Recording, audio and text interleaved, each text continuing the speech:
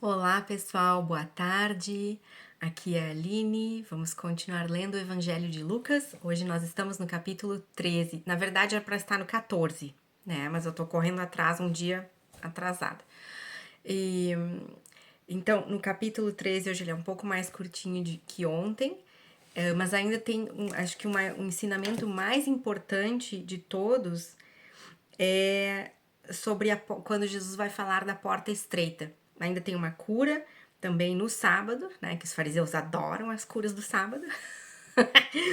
Ele vai falar da semente de mostarda, né? E o amor de Jesus por Jerusalém, que ele está indo a Jerusalém, né? Então ele sabe que ele vai morrer lá, mas nem por isso o detém, né? De cumprir o plano que Deus tem, né? Então, vamos lá. Eu peço a Deus, Senhor, eu te agradeço e peço que estejas conosco. Que a tua palavra toque os nossos corações e que tu estejas conosco para que possamos entender, que o teu Espírito Santo nos dê a dádiva, o presente de entender o que tu quer nos ensinar.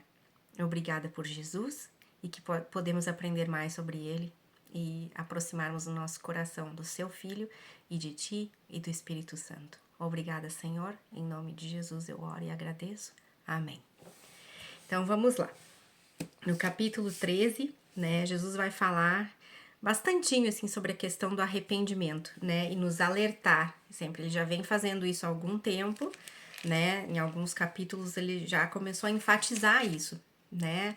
O seu evangelho é o evangelho da salvação mediante o arrependimento. Sem o arrependimento, nós não conseguimos, sem reconhecer a nossa natureza pecadora, né, que nós somos caídos, nós estamos afastados, destituídos da graça de Deus, né, e afastados da sua presença, desde que por termos herdado o pecado desde Adão, né? Então é impossível termos a salvação e realmente dizer assim: "Ah, eu vou para o céu", sem ter o arrependimento dos nossos pecados, né? Não é penitência, não é por Maria, não é Jesus. O que significa dizer que Jesus é o único e suficiente Salvador, né? Ele é o único que foi para a cruz, perdão, por nós, é o único que pagou pelos nossos pecados, né? E ninguém mais fez isso. Não tem nenhum outro santo que fez isso. Maria não fez isso, né? Ela foi muito abençoada, ela é muito abençoada, né? Nunca vai ter nenhuma outra mulher igual a Maria nesse mundo, jamais. Mas a salvação não é através dela, nem a salvação, nem mesmo a intercessão, é somente através de Jesus. Realmente é só Ele, né? E dizer que é o suficiente, né? Além de ser único, ele é o suficiente, que o sacrifício que ele fez na cruz basta. Não precisa mais um sacramento, não precisa mais uma penitência, não precisa algum outro livro doutrinário além da Bíblia, né? É suficiente o sacrifício que Jesus fez na cruz por nós. É suficiente para a nossa salvação. E como ele pagou pelos nossos pecados, por isso, então, né, nos arrependermos, reconhecer, né, que nós somos pecadores. Então, vamos lá. No capítulo 13 ele vai começar. Naquela mesma ocasião, algumas pessoas chegaram e começaram a comentar com Jesus como Pilatos havia mandado matar vários galileus no momento em que eles ofereciam sacrifícios a Deus. Então Jesus disse: "Vocês pensam que, se aqueles galileus foram mortos desse jeito, isso quer dizer que eles pecaram mais do que os outros galileus? De modo nenhum. Eu afirmo a vocês que, se não se arrependerem dos seus pecados, todos vão morrer como eles morreram. E lembrem daqueles 18 do bairro de Siloé que foram mortos quando a torre caiu em cima deles? Vocês pensam que eles eram piores do que os outros que moravam em Jerusalém? De modo nenhum. Eu afirmo a vocês que, se não se arrependerem dos seus pecados, todos vão morrer como eles morreram."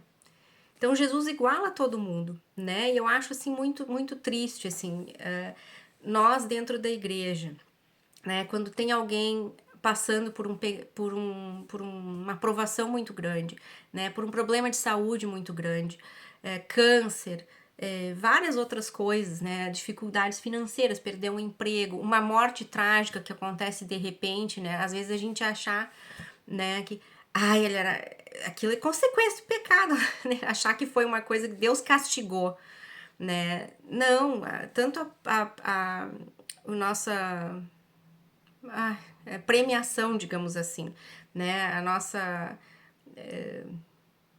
Gente, que coisa triste isso quando a gente esquece as palavras, né? Tanto a punição depois, né, da morte, assim, quando tiver o juízo, assim, naquele momento, quando Jesus vier. Antes disso, gente, é uma coisa da vida. Jesus está igualando a todo mundo, assim, e eu peço, assim, que Deus me dê assim, graça também de poder estender como ele estende compaixão e graça às outras pessoas e misericórdia, assim, de não ficar achando que, tá acontecendo isso pra aquela pessoa porque ela é pecadora mais que eu, né? É isso que Jesus tá falando, tá? E quando, assim, a gente fica nisso, assim, mas será? Mas não, mas aquela pessoa era ruim mesmo, coisa, né? Ou achar que alguém que recebeu um milagre, ou tá com a vida mais tranquila, coisa assim, porque aquela pessoa é mais santa, mais direitinha, e coisa. Não, sem Jesus tá todo mundo no mesmo barco, gente. A gente tá todo mundo no mesmo saco de farinha, tá? E para um capítulo, um livro que eu acho ótimo, assim, porque bota os nossos pés no chão, é o livro de Eclesiastes, né? Que é um livro, assim, também eu considero de sabedoria, assim, né? Tem o livro de Provérbios, assim, que já é excelente, bota a vida da pessoa nos eixos, assim, se aplicar, né? Se aplicar. E o livro de Eclesiastes. O livro de Eclesiastes, ele realmente dá aquele choque de realidade na gente, como as coisas aqui são temporárias, são efêmeras, as buscas que a gente tem por, né, reconhecimento, uma promoção no emprego, vou ter cargo tal, um salário tal, não sei o que, isso é tão pequenininho assim aos olhos de Deus, muito, muito pequenininho. Então Jesus ali, quando ele dá esses dois exemplos, né, os fariseus poderiam ter dito assim, né, eles eram contra a violência, assim, né, contra os romanos, eles não acreditavam em usar modos agressivos. Então, de achar que aqueles galileus que estavam ali fazendo os sacrifícios, né, e Pilatos vai lá e manda eles serem mortos naquele momento, tipo, eles se rebelaram, então por isso mereceram morrer. E aqueles que estavam trabalhando lá em Siloé, que eu vi numa nota histórica ali que eles estavam provavelmente trabalhando num aquaduto, os zelotes, por exemplo, que era aquele grupo mais extremista, assim, nacionalista, e eles mereceram morrer também porque estavam contribuindo com os romanos, né? E é isso que Jesus não quer que a gente faça. Todos nós vamos morrer. A morte para nós é inevitável. Agora, o que interessa saber, assim, a nossa morte vai ser só essa física, ou depois a permanente, assim, que, né, depois não tem mais jeito, ou a gente vai morrer aqui um pouquinho, assim, tipo, esse corpo foi aqui, mas depois, né, quando Jesus vier, quando tiver o reino dos céus plenamente estabelecido, assim, e acabar com todo o mal, tudo isso, nós vamos ter a nossa vida eterna, né? Então é isso, sim, da gente pensar, tá? A figueira sem figos, do versículo 6 até o 9. Então Jesus contou esta parábola. Certo homem tinha uma figueira na sua plantação de uvas, e quando foi procurar figos, não encontrou nenhum. Aí disse ao homem que tomava conta da plantação: Olhe, já faz 3 anos seguidos que venho buscar figos nessa figueira e não encontro nenhum. Corta essa figueira. Por que deixá-la continuar tirando a força da terra sem produzir nada? Mas o empregado respondeu: Patrão, deixa a figueira ficar mais este ano. Eu vou afofar a terra em volta dela e pôr bastante adubo. Se no ano que vem ela der figos, muito bem. Se não der, então mande cortá-la, né? Aqui, assim, Deus compara a nossa Jesus, né? Essa parábola, né? Deus, ele compara assim, deixa eu ver, as árvores com frutos. A outra passagem que dá para ver isso, Salmo 1, no versículo 3. Deus vai comparar a nossa vida com uma árvore frutífera. E Jeremias, no capítulo 17, do versículo 7 ao 8, né? Então, a pergunta aqui é, por exemplo, eu tô recebendo as bênçãos de Deus, tô recebendo o privilégio de ser chamada de filha de Deus, mas eu não tô dando fruto nenhum, né? tô ocupando só, assim, as bênçãos de Deus. Deus tá lá ouvindo as minhas orações e tudo, mas eu não trago nenhum resultado, não compartilho, né? Dar fruto é isso, gente. Até se eu vou ver para uma igreja, né? Vamos ver o que é uma igreja frutífera, né? Que dá fruto em abundância. Nossa, aquela igreja é grande. Aquela igreja tem um monte de sede por todo o país. Aquela igreja tem muitos recursos financeiros, tem muita oferta, né? Então tem muitos recursos financeiros. Aquela igreja tem muitos ministérios e tudo. Mas será que é só isso? É isso que é uma igreja frutífera? Ou é uma igreja que leva as pessoas, traz as pessoas ao caminho das águas, do batismo? Quantos batismos aquela igreja faz num ano? Esses são os frutos verdadeiros. Ide e faça discípulos.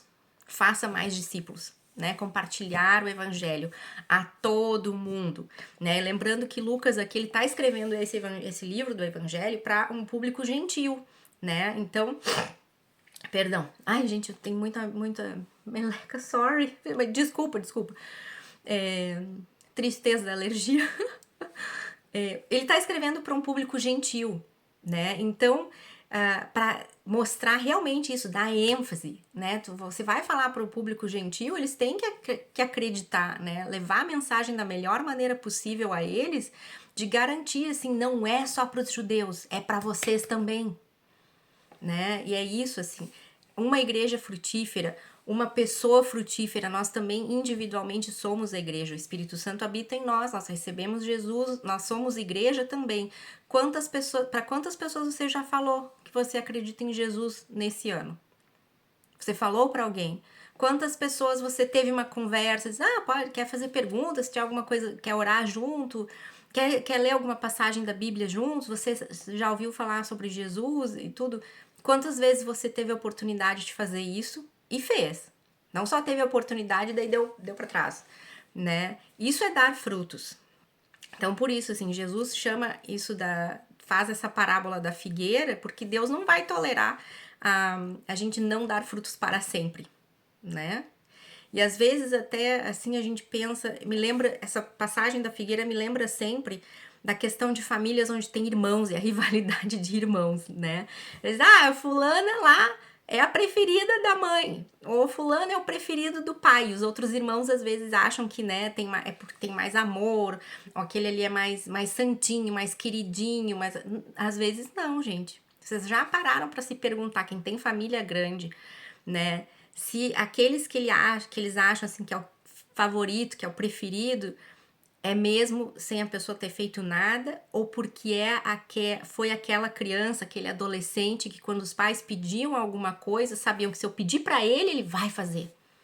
Se eu pedir para os outros, eu vou chegar, a pia vai estar cheia de louça, as garrafas d'água vão estar ainda vazias fora da geladeira, o cachorro não vai ter ido passear, o lixo não vai ter sido tirado, mas se eu pedir para aquele lá, aquele eu posso confiar que sempre vai ter feito. Uma pessoa assim que é reliable, que é sólida. Fulano é sólido. Firmeza. A pessoa que é firmeza, tá? Não lembrei de outra palavra mais adequada. Mas vocês entenderam o exemplo? Às vezes não é a questão do favoritismo, porque aquele é mais querido. Não, é porque quando é pedido alguma coisa para aquele filho, para aquela filha, eles entregam, né? Então, eu tô entregando? Será que eu tô ali entregando o que Deus tá me pedindo? Esse negócio da figueira. A figueira é a gente, tá? Então, uma cura no sábado. Vamos lá, vamos Jesus provocar os fariseus. O versículo 10 ao 17. Certo sábado, Jesus estava ensinando numa sinagoga. E chegou ali uma mulher que fazia 18 anos que estava doente por causa de um espírito mau. Ela andava encurvada e não conseguia se endireitar. Quando Jesus a viu, ele a chamou e disse: Mulher, você está curada. Aí pôs as mãos sobre ela e ela logo se endireitou e começou a louvar a Deus. Mas o chefe da sinagoga ficou zangado porque Jesus havia feito uma cura no sábado. Por isso disse ao povo: há 6 dias para trabalhar, pois venham nesses dias para serem curados, mas não no sábado. Então o Senhor respondeu: Hipócritas, No sábado, qualquer um de vocês vai à estrebaria e desamarra o seu boi ou o seu jumento, a fim de levá-lo para beber água. E agora está aqui uma descendente de Abraão, que Satanás prendeu durante 18 anos. Por que é que no sábado ela não devia ficar livre dessa doença? Os inimigos de Jesus ficaram envergonhados com essa resposta. Mas toda a multidão ficou alegre com as coisas maravilhosas que ele fazia. Então Jesus apontou de novo para a falta de compaixão dos fariseus. Eles estavam mais preocupados com aquela lei ali, que no sábado não. Exercer cura era como da profissão médica, então era um trabalho, não podia ser feito, né? Do que curar essa pessoa. E Jesus chama eles, né? Chama eles na chincha ali, tipo, vocês vão, tem a misericórdia, assim, de não deixar nem os seus animais passarem sede. No sábado, vocês vão lá, levam eles beber água. Agora, uma pessoa, uma descendente de Abraão, ela é uma das nossas, assim, tudo não pode ser curada, não pode ser livrada desse mal, porque é sábado, né? Então, claro que eles ficaram envergonhados e, né, eles querem se livrar de Jesus. Né? E mais uma coisa que é legal nisso nessa que ela se pôs a louvar, né? As mulheres, elas tinham um ambiente separado para elas, né? Não lá, e a louvar, assim, não era uma coisa que as mulheres estavam autorizadas a fazer naquela época, né? Não ali onde ficavam os homens, ficavam todo mundo, quando Jesus estava ensinando, alguém estaria ensinando, né? Então, eu gosto quando o Lucas mostra essas coisas, assim, porque além de Jesus curar no sábado, ele chamou uma mulher para aquela parte da sinagoga ainda e não repreendeu ela por ela louvar naquele ambiente ali onde não era reservado para as mulheres fazerem isso, né? Vamos seguir. A semente de mostarda, do versículo 18. Vou falar da semente de mostarda e o fermento. Então, os dois juntos vai do 18 ao 21. Jesus disse: com o que o reino de Deus é parecido? Que comparação posso usar? Ele é como uma semente de mostarda que um homem pega e planta na sua horta. A planta cresce e fica uma árvore, e os passarinhos fazem ninhos nos seus ramos. Jesus continuou: que comparação poderei usar para o reino de Deus? Ele é como o fermento que uma mulher pega e mistura em 3 medidas de farinha, até que ele se espalhe por toda a massa, né? Então, o reino de Deus, a semente de mostarda, assim, aquela menorzinha de todas as sementes, se não me engano, acho que é isso que as Bíblias explicam, assim, mas ela se torna uma árvore, um arbusto, assim, de quase 2 metros, mais de 2 metros, eu acho, uma nota que eu li, assim. Então, os passarinhos realmente encontram lar, eles fazem ninho e tudo. Então, o que Jesus quer dizer, assim, com a semente de mostarda e com o fermento, né? Que o fermento naquela época não era a massa feita que azeda, né? E aí mistura um pouquinho daquela massa velha e vai pegando e crescendo o resto do pão, né? No resto da massa.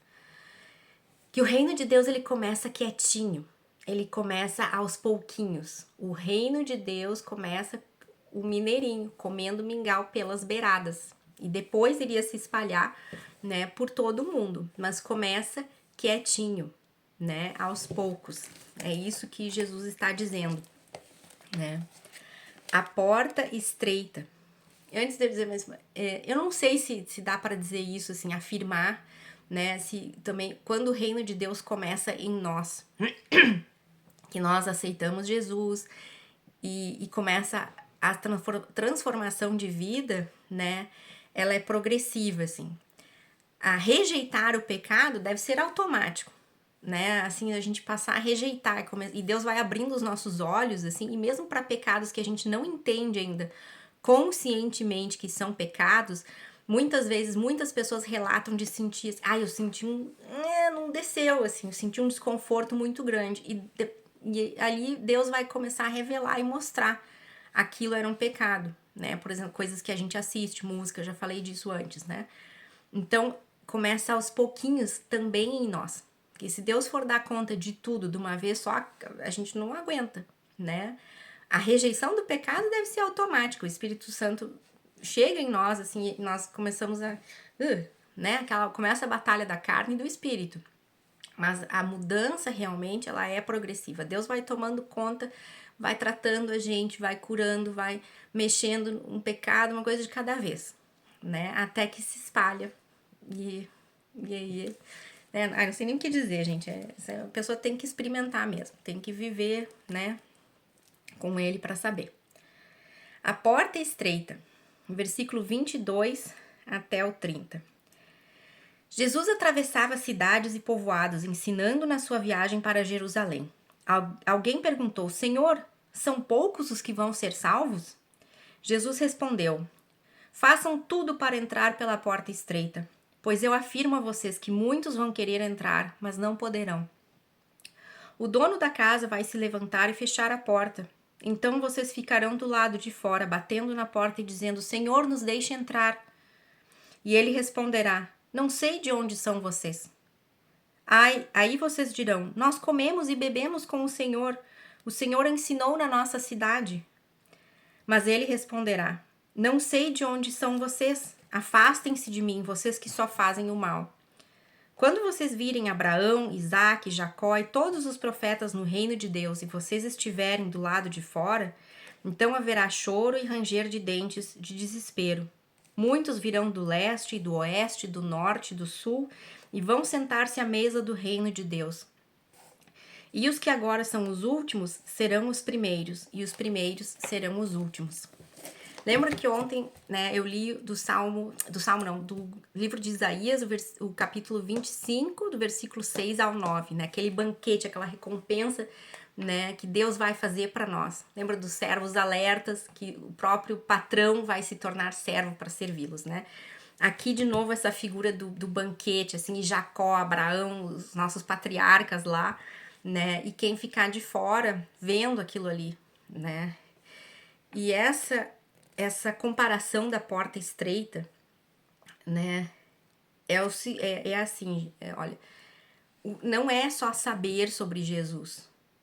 Eu sei de Jesus, assim, conhecer ele, assim, superficialmente, né, conhecimento só intelectual, assim, não é o suficiente para nossa salvação. Admirar as coisas que ele fez, os milagres que ele fez. Muita gente considera Jesus foi um ótimo líder, mas só isso, assim, né, nega a sua divindade. Isso não salva, né? O que nos salva é realmente, assim, verdadeiramente buscar a conhecê-lo, né? Buscar a conhecê-lo, assim, tipo, eu quero andar com ele, eu quero segui-lo, né? E o que significa seguir Jesus, amar Jesus? Significa obedecer. A linguagem de amor de Deus é a obediência, né? Então, só ter ouvido falar de Jesus, ter o conhecimento intelectual, assim, de quem ele isso não salva, não nos salva. O que nos salva? O nosso arrependimento, a confiança nele para a salvação, né? E deixa eu ver, e segui-lo com diligência, né? Com diligência, o que nós somos chamados a fazer, né?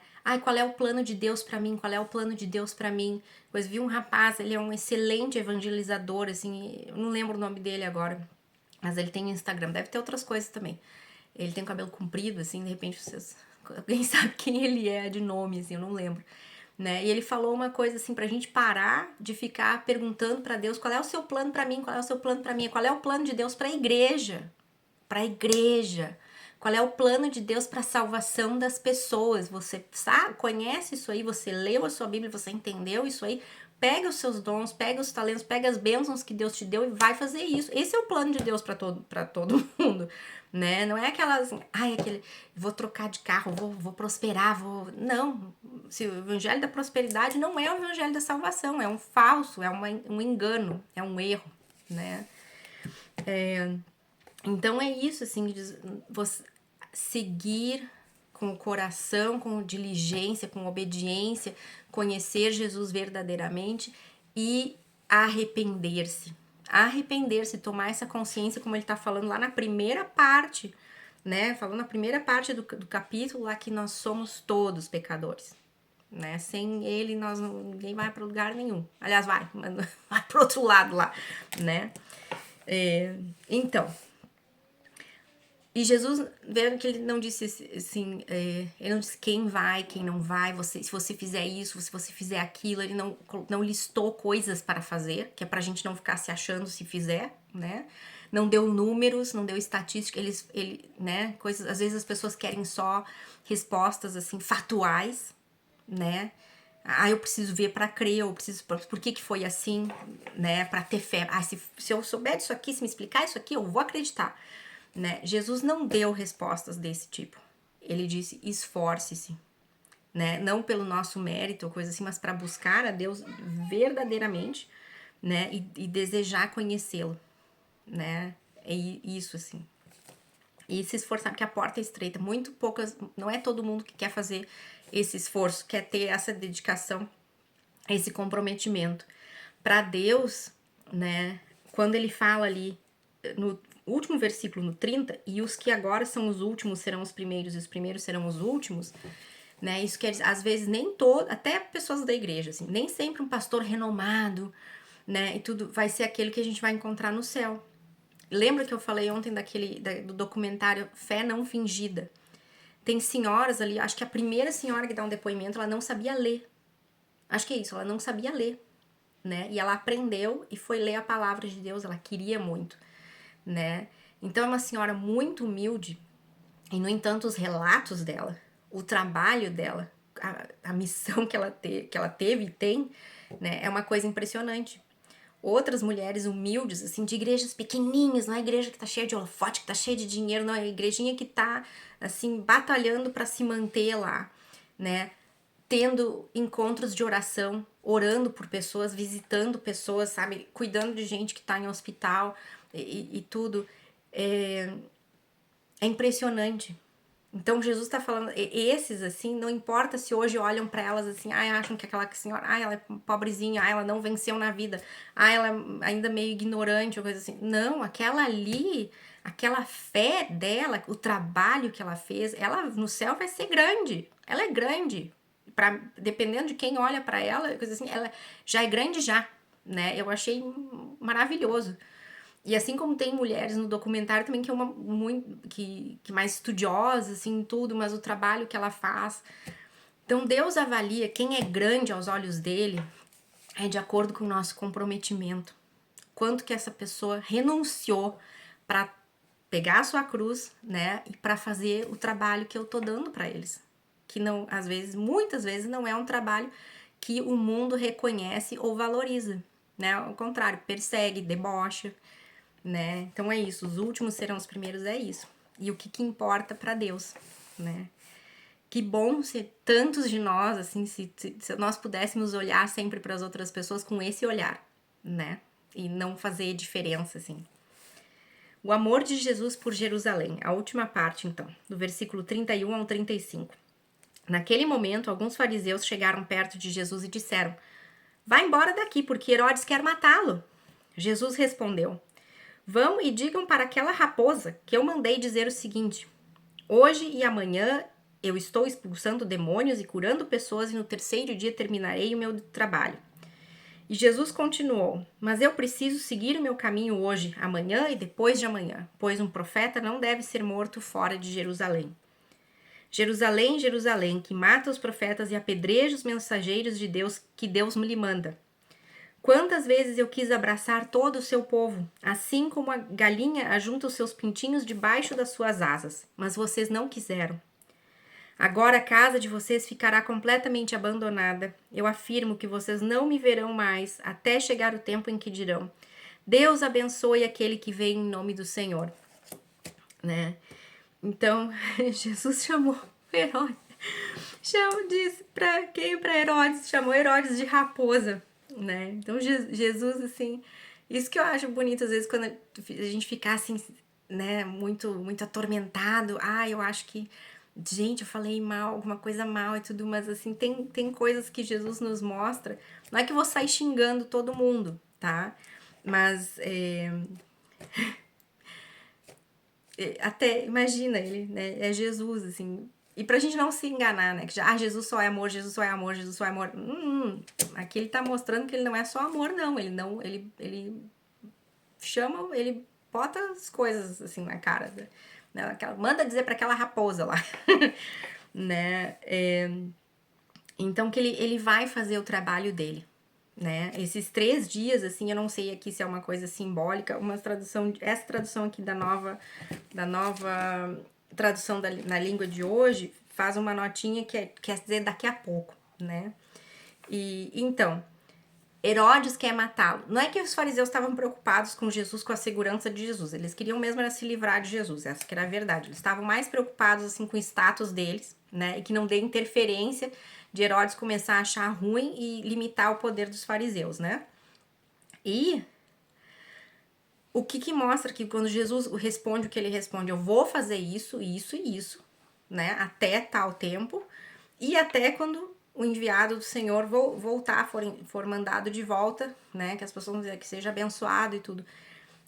Os fariseus quererem que ele vá embora ou Herodes querer matá-lo, não faz diferença. Jesus vai cumprir aquilo que o Pai planejou, né? É a única coisa aqui ele tem um verdadeiro comprometimento, né? Para salvar as pessoas o mais possível, né? O resto não, né? Ele tá indo para Jerusalém para morrer, gente. Ele sabe que ele tá indo lá para morrer, né? Então, aquela pergunta de novo, que eu ouvi na internet um tempo atrás também. Quando nos perguntam, se a gente soubesse que vai morrer amanhã, o que nós faríamos? Né? Tem gente, eu largaria meu emprego, aí eu ia passar com a minha família, aí gastar todo o meu dinheiro, eu ia, sei lá, né? Coisas assim. E Jesus sabia que ele ia morrer. E o que ele foi fazer? Ele foi lavar pés. Então, pra gente se autoexaminar, assim, o que eu estou fazendo? Será que eu posso dizer com honestidade, assim, eu estou servindo a Deus de uma maneira completa, usando o melhor possível aquilo em que Ele me capacitou? Então é isso, gente, tá? Uma boa noite para vocês mais tarde e muito obrigada. Que toda a glória seja para Deus, assim, que isso de alguma maneira esteja tocando o coração de vocês. Espalhem, se vocês acham que tem alguém também que vocês assim, essa pessoa tem que conhecer Jesus, como eu gostaria que ela conhecesse Jesus. Se vocês acham que pode ajudar, compartilhe, deixe um like para ajudar a mensagem a se espalhar. E eu agradeço a presença de vocês bastante. Uma ótima noite, a paz do Senhor esteja com vocês e nos vemos logo para o capítulo 14. Até mais, tchau, tchau!